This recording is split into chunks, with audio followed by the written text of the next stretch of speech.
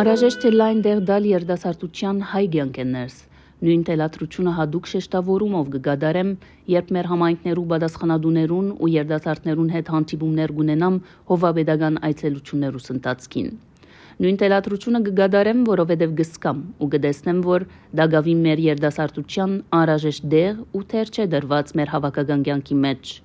Անոր գարիքը հրամայական է, հատկապես ներկա աշխարհի մեջ։ Մեր երդասարտները գոչված են իրենց ունեցած մասնագիտությամբ եւ ներկա աշխարհը դիտելու յուրահատկությամբ իրենց մասնակցությունը բերելու մեր եկեղեցվո ու գառույցներու կյանքին ու գործունեության։ Շեշտեց նորին սուրբոզություն դեր Արամ առաջին վեհապար հայրապետը Ամերիկայի արևելյան հայոց թեմի ազգային առաջնորդարանին գազմագերբած երդասարտական հավաքին շաբաթ 15 նոյեմբեր 2025-ին։